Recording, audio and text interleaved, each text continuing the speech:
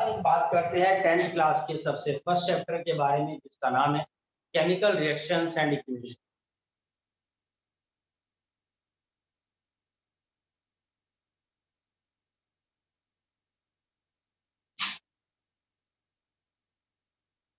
जिसमें हम लोग बात करेंगे केमिकल रिएक्शंस के बारे में और केमिकल इक्वेशंस के बारे में।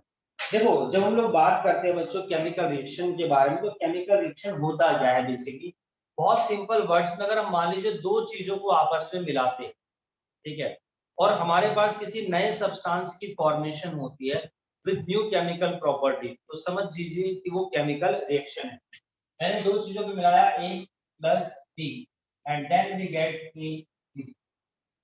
और ये जो AB है इसकी केमिकल प्रॉपर्टी दोनों की केमिकल प्रॉपर्टी से डिफर है, ठीक है, ये इनसे मैच नहीं करती।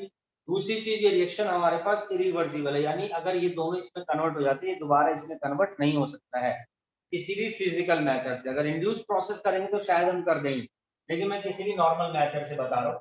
तो जिन दो चीजों को आपस में मिलाया जाता है वो तो कहलाते हैं रिएक्टेंट, और जो चीज हमारे पास बनती है वो कहलाती है बच्चों प्रोडक्ट। जिन दो चीजों को आपस में मिलाते हैं वो रिएक्टेंट है, और जो चीज हमारे को मिलती है वो हमारा प्रोडक्ट कहलाता है। A plus B we get AB, ठीक है। तो कुछ जनरल एग्जांपल्स देता हूं मैं आप लोगों को केमिकल रिएक्शंस के। सबसे पहले मान लीजिए हम लोगों ने रात को खाना खाया, ठीक है जी, चाहे आपने कुछ भी खाया, सुबह उसका क्या बन जाता है, वेस्ट बन जाता है in the form of excretion, body से वो रिमूव हो गया, एक्सक्रीट हो गया वेस्ट मटेरियल्स की फॉर्म। तो आप देखिए, आपने रात को खाया रसगुल्ला और सुबह क्या बन गया, गोबर, this is called a chemical reaction. दूध का दही बनना, this is called a chemical reaction. तो ये जनरल डेली लाइफ के हमारे पास कुछ ऐसे एग्जांपल्स है। आप दही से दोबारा दूध नहीं बना सकते, आप गोबर से रसगुल्ले नहीं बना सकते, ठीक है, ये कंफर्म है। इट मींस कि this is a chemical reaction, ये हमारे पास केमिकल रिएक्शन। सर अगर ये केमिकल रिएक्शन है तो फिर केमिकल इक्वेशन क्या चीज होती है? देखिए, किसी भी केमिकल रिएक्शन की जो सिंबॉलिक रिप्रेजेंटेशन होती है उसी को हम लोग यहाँ पर क्या बोलते हैं, केमिकल इक्वेशन बोलते हैं। जस्ट इमेजिन, मेरे पास यहाँ पर ये देखिए, this is the magnesium ribbon, ये हमारे पास मैग्नीशियम रिबन है, और मैं इसको यहाँ पर क्या करूंगा बच्चों, बर्न करूंगा। यदि मैंने स्टिक लगा दी मान लो यहाँ पर, ये बर्न करने की कोशिश मैं इसको कर रहा हूँ। तो जब मैं इसको बर्न करूंगा, याद रखना कभी भी किसी भी चीज की जो बर्निंग होती है वो हमेशा ऑक्सीजन की प्रेजेंस में ही कोई चीज बर्न करती है। विदाउट ऑक्सीजन बर्न नहीं हो सकता है, ऑक्सीजन की प्रेजेंस में ही बर्निंग होगी।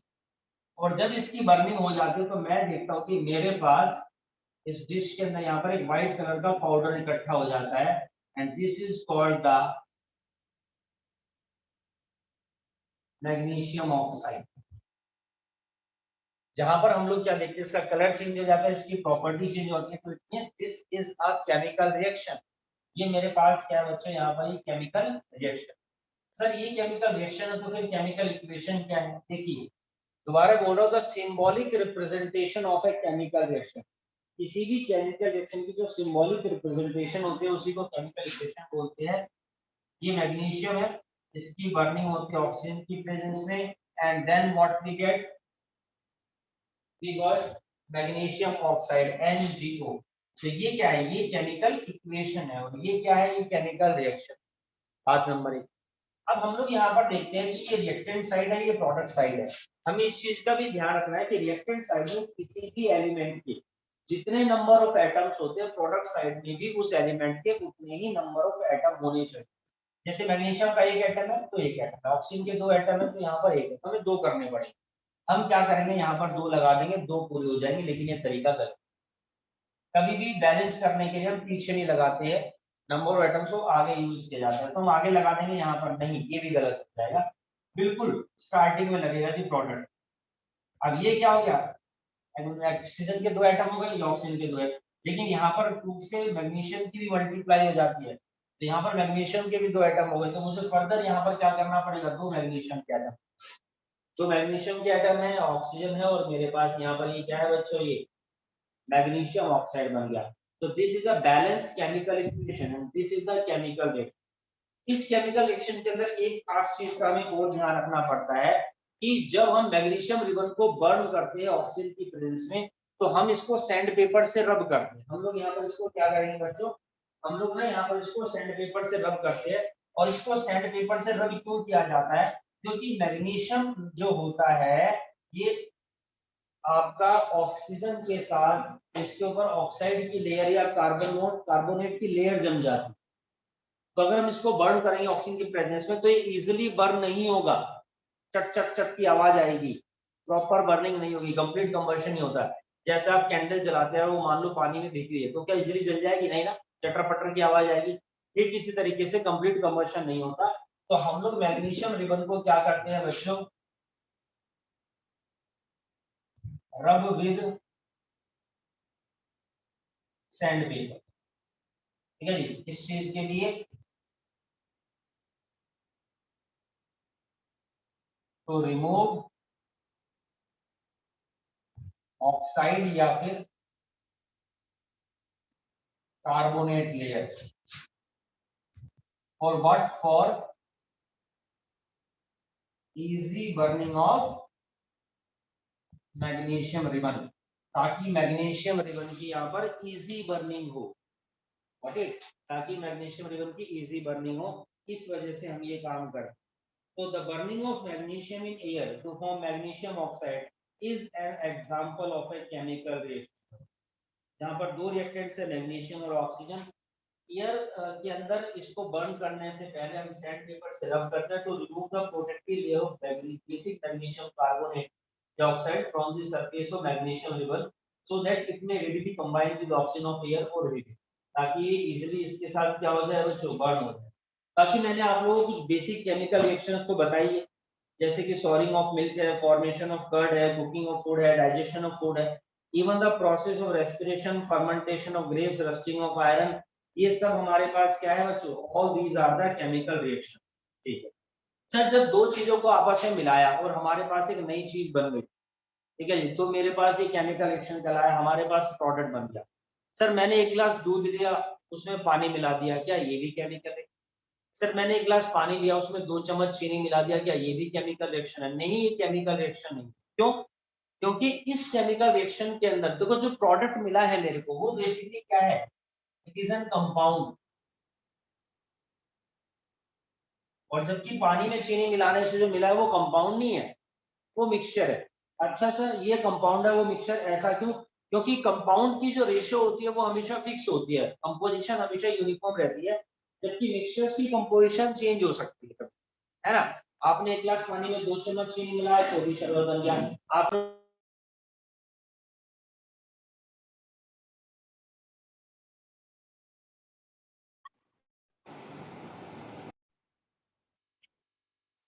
ठीक है ना भाई? तो हमें कैसे पता चलेगा कि कब तो कंपाउंड बन रहा है और कब मिक्सचर बन रहा है? भाई अगर नया सब्सटेंस बनता है विद न्यू केमिकल प्रॉपर्टीज, तब तो वो कंपाउंड बन रहा है, केमिकल है। अगर नया कंपाउंड बनता है और नई केमिकल प्रॉपर्टी नहीं होती और जो भी प्रोडक्ट मिला है उसकी प्रॉपर्टी रिएक्टेंट से मैच करती है, जैसे शरबत पी के पता चल जाएगा पानी भी है चीनी भी है, तो समझ जाना वो मिक्सचर है। ठीक है सर, हर चीज को तुम टेस्ट करके नहीं,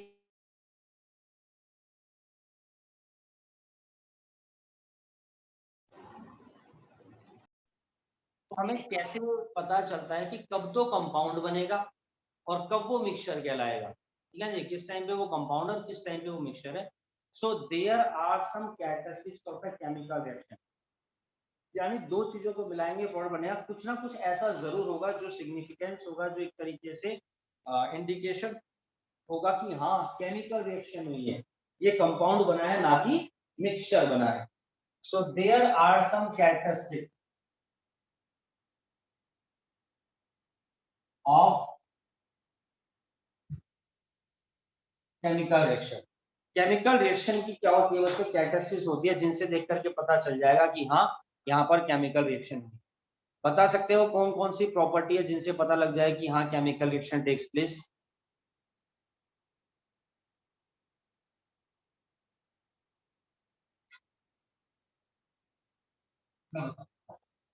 it is the STCGP। Students तुम चलो घर पर, स्टूडेंट्स तुम चलो घर पर, मतलब कि these are the characteristics of chemical reaction। Students तुम चलो घर पर, this is a mnemonic to learn all the characteristics of a chemical equation। state, temperature, color, gas, GPP। अगर हम कभी भी दो चीजों को आपस में मिलाते हैं and if there is a change in state, अगर उनकी स्टेट में चेंज होता है तो समझ जाना केमिकल रिएक्शन हुई है, कंपाउंड बना, मिक्सचर नहीं बना है। अगर चेंज इन टेम्परेचर होता है तो समझ जाना केमिकल रिएक्शन है।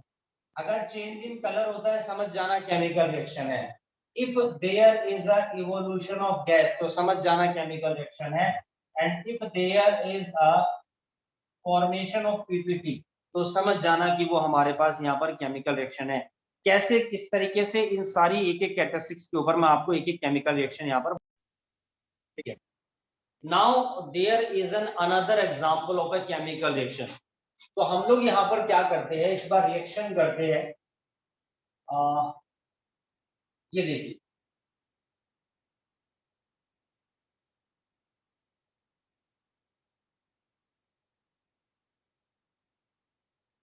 There is a conical flask, ठीक है। ये हमारे पास यहाँ पर क्या है बच्चों, ये हमारे पास इधर में कोनिकल फ्लास्क, और इस कोनिकल फ्लास्क के अंदर मैंने क्या किया, जिंक मेटल के टुकड़े ले लिए थोड़े से। These are the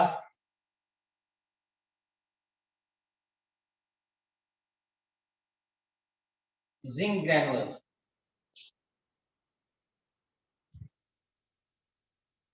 ठीक है। These are the zinc granules, ये zinc granules है हमारे पास, zinc granules के पार्टिकल।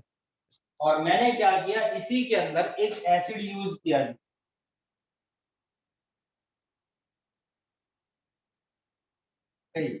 मैंने इसके अंदर यहाँ पर एक एसिड ले लिया है, this is the H2SO4, there is an acid, this is the H2SO4 sulphuric acid, ठीक है। ये एसिड यूज किया और उसके बाद मैंने इसको थोड़ा सा स्टिर किया, ठीक है, थोड़ा सा इसको घुमाया। जब हमने ऐसा किया then what we see, then हम लोगों ने यहाँ पर क्या देखा, हम लोगों ने यहाँ पर क्या देखा, करके गैस निकली, हिस साउंड के साथ, there is a evolution of gas, this is the hydrogen gas. और जब हमने यहाँ पर इस कंटेनर को टच करके देखा तो मैंने यहाँ पर क्या देखा, वी फील समथिंग हॉट। तो इट मींस अगर यहाँ पर इवोल्यूशन ऑफ गैस हुआ है इसका मतलब हॉट हुआ, यानी चेंज इन टेम्परेचर हुआ, तो पक्की बात है ये क्या है बच्चों, this is a chemical reaction. अगर ये केमिकल रिएक्शन है तो केमिकल इक्वेशन क्या होगी, ध्यान से देखिए, जिंक ग्रेनुल्स यानी जिंक लिया, एसिड ले लिया है मैंने H2SO4, और देन उसके बाद में हमने क्या देखा, there is a evolution of gas H2, plus में फॉर्मेशन होती है ZnSO4 की, यानी जिंक सल्फेट, ठीक है जी। साथ ही साथ हमने देखा टेम्परेचर चेंज हुआ है, हाइड्रोजन गैस का इवोल्यूशन हुआ, it means it is a chemical reaction, और ये केमिकल इक्वेशन। अब इस केमिकल रिएक्शन के अंदर एक मजेदार बात है, ध्यान से देखिए, जिंक बेसिकली क्या है बच्चों, zinc is a metal, zinc क्या होती है, एक मेटल होती है। H2SO4 हमारे पास यहाँ पर क्या है, H2SO4 is an acid, H2SO4 हमारे पास यहाँ पर एसिड है, ये हाइड्रोजन गैस है। और अगर मैं बात करता हूँ ZnSO4 जिंक सल्फेट, तो इट इज एन सॉल्ट, ये क्या है बच्चों, ये एक तरीके का सॉल्ट है, ये क्या है हमारे पास, सॉल्ट होता है, सॉल्ट समझते हो नमक, ठीक है जी। कैसे पता चला, चार्ट के देख लो भाई, नमकीन नमकीन सा लगे समझ जाना क्या है ये, नमक, ऐसे ही पता चलता है। और कैसे पता चलेगा, ठीक है जी। बाकी एक तरीका होता है, देखो मेटल सबको पता है ना, मेटल सबको पता है कि जैसे आपका आयरन है, कॉपर है, गोल्ड है, सिल्वर है, प्लेटिनम है, जिंक है, सोडियम है, मैग्नीशियम है, ऑल दीज आर मेटल, सबको पता है। हाइड्रोजन का फार्मूला बच्चे बच्चे को पता है, H2 होता है। अगर हम बात करते हैं एसिड के बारे में, तो हमारे कोर्स में सिर्फ 3 ही एसिड है बेटा, HCl है, H2SO4 है और HNO3, ये 3 ही एसिड है जो हमारे कोर्स में है। तो याद करने की कोई समस्या नहीं है कि आप लोगों को एसिड याद ना हो। 3 एसिड है, देखते पहचान जाओगे, अरे ये तो H2SO4 है, अरे ये तो एसिड है, इसका मतलब ठीक। HCl hydrochloric acid, H2SO4 sulphuric acid, HNO3 मेरा नाइट्रिक एसिड। तो दुनिया में अगर कभी भी किसी भी मेटल को अगर एसिड के साथ मिला दे तो हमेशा दो चीजों की फॉर्मेशन, एक हाइड्रोजन और दूसरा सॉल्ट। मेटल को आइडेंटिफाई कैसे करना है बता दिया, एसिड को आइडेंटिफाई करना है कैसे बता दिया, हाइड्रोजन को कैसे आइडेंटिफाई करना बता दिया। बात आते हैं सॉल्ट। देखो जब हम सॉल्ट के बारे में बात करते हैं तो इसका नाम है यहाँ पर जिंक सल्फेट। कभी भी किसी भी के नाम के एंड में 8 लिखा हुआ देखो, सल्फेट लिखा हुआ देख लो, तो 8 फैमिली सॉल्ट फैमिली, याद रखना बच्चों, 8 family is the salt family. चलिए, तो आप सॉल्ट को भी पहचान गए, एसिड को तो पहचान लोगे, और मेटल को और हाइड्रोजन। ठीक, अब हम लोग यहाँ पर देखते हैं एक और चीज, ध्यान से देखिए सिलेक्शन के अंदर खास बात क्या है। एक तो इस तरह के रिएक्शंस को याद करने के निमोनिक्स मैं आपको बताऊंगा, ध्यान से देखेंगे तो हमें तो एक तो एग्जांपल पता चला ये केमिकल रिएक्शन का, बात नंबर 1, ठीक है, इसी एक रिएक्शन से देखिए। दूसरी चीज हमने मेटल को आइडेंटिफाई किया। तीसरी चीज हम लोगों ने यहाँ पर एसिड के बारे में पता चला। चौथी चीज हमें सॉल्ट को आइडेंटिफिकेशन के बारे में पता चली। पांचवी चीज आप देखिए, अगर मेटल को एसिड के साथ मिलाते हैं हाइड्रोजन प्लस सॉल्ट बनता है, तो आप देखिए हमें मेटल की केमिकल प्रॉपर्टी के बारे में भी एक बात पता चली कि मेटल किसी भी एसिड रिएक्ट होकर के हाइड्रोजन सॉल्ट देता है। बात नंबर 6, आप ध्यान से, अगर मेटल एसिड के साथ हाइड्रोजन सॉल्ट देता है तो एसिड भी तो मेटल के साथ हाइड्रोजन सॉल्ट देता है, तो मुझे यहाँ पर एसिड की भी एक केमिकल प्रॉपर्टी पता चली। ठीक है, केमिस्ट्री का चैप्टर आएगा मेटल नॉन मेटल, एक बात यहाँ पर खत्म हो गई। एक चैप्टर आएगा एसिड बेस और केमिस्ट्री का, एक बात इससे हमने खत्म कर ली। सातवीं बात आप ध्यान से देखिए कि अगर किसी भी मेटल को हम एसिड के साथ मिलाते हैं तो इसके अंदर देखिए क्या, जिंक ने H2SO4 में से H2 को यहाँ से हटा दिया, डिस्प्लेस कर दिया और खुद अटैच होकर के ZnSO4 बना दिया। It means it is an example of a displacement reaction. ये एग्जांपल है किस चीज का बच्चों, it is an example of displacement reaction. तो ये डिस्प्लेसमेंट रिएक्शन का भी एग्जांपल है, और इसी को लर्न करने की ट्रिक बताता हूँ आप लोगों को, निमोनिक, सॉरी नॉट ट्रिक, है ना, सस्ते टीचर ट्रिक्स बोल। आप लोगों ने कभी सब्जी खाई? वेरी गुड, बहुत अच्छी बात है। मसाले डालते हो उसमें? जी हाँ जी, MDH असली मसाले, सच सच, है ना, ये देसी मसाले है, MAH सच सच। M यानी मेटल, E यानी एसिड, H यानी हाइड्रोजन और S यानी सॉल्ट। तो दुनिया में कभी भी किसी भी मेटल को अगर एसिड के साथ मिलाएंगे, किसी भी एसिड के साथ, क्यों मिलाएंगे जी किसी भी एसिड के साथ? भाई जब हमारे कोर्स में 3 एसिड है तो हम तो इनके साथ ही मिलाएंगे, हम तो नहीं मिला ले किसी के साथ। तो दुनिया में कभी भी किसी भी मेटल को अगर इन एसिड के साथ मिलाते हैं, हमेशा दो चीजों की फॉर्मेशन होती है, एक हाइड्रोजन की और दूसरी यहाँ पर सॉल्ट की। Now we have different type of chemical reactions, हमारे पास डिफरेंट डिफरेंट टाइप की केमिकल रिएक्शंस होती है। इसमें सबसे पहले आती है मेरे पास कॉम्बिनेशन रिएक्शन, फिर है decomposition reaction,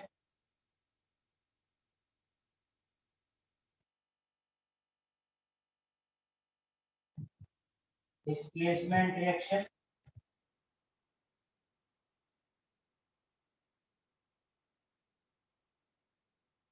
double displacement reaction and redox reaction. तो हमारे पास 5 टाइप की रिएक्शंस होती है बच्चों। जो रेडॉक्स रिएक्शन होती है उसके अंदर 2 तरीके की रिएक्शंस होती है बेसिकली,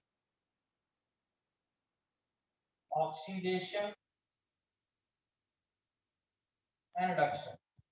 ठीक, एक एक करके सबके बारे में बात करते हैं। सबसे पहले मैं बात करता हूँ यहाँ पर कॉम्बिनेशन रिएक्शन के बारे में। नाम से ही पता चल रहा है कॉम्बिनेशन रिएक्शन के बारे में। चलिए देखिए, मान लीजिए A + B and B get A, this is the basic formula of a combination reaction. Examples के बारे में बात करते हैं। C+O2 we get CO2, Mg+O2 we get Mg।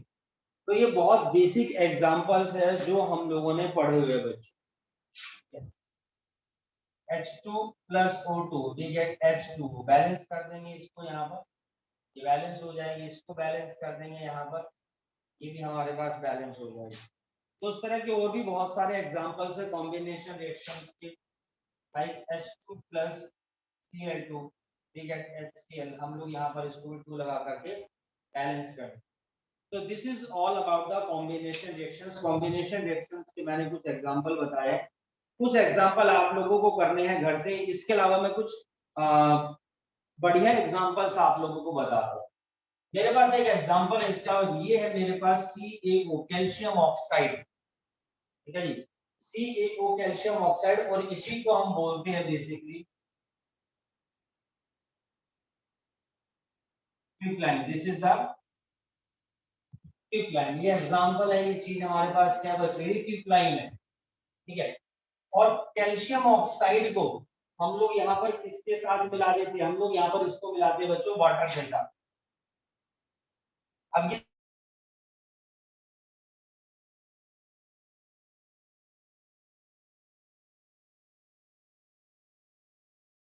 और जब इन दोनों को आपस में मिलाते हैं फॉर्मेशन होती है CaOH whole twice calcium hydroxide, जो सॉलिड फॉर्म में मिलता है। तो देखेंगे there is a change in state यहाँ पर जरूर हुआ है, और ये जो बना है इसी को हम बोलते हैं slaked lime. This is called the slaked lime, ये हमारा स्लेक्ट लाइन कहलाता है बच्चों, कैल्शियम हाइड्रोक्साइड, ठीक है। यही होता है जो हम नॉर्मली पुताई करते हैं, सफेदी करते हैं, सरकारी बिल्डिंगों पे जो सफेदा होता है वो यही होता है, कैल्शियम हाइड्रोक्साइड होता है, ठीक है जी। और इस कैल्शियम हाइड्रोक्साइड को किस तरीके से यूज किया जाता है, कैसे यूज किया जाता है, मैं आपको वो भी बताऊंगा, उससे पहले ये रिएक्शन, ठीक है।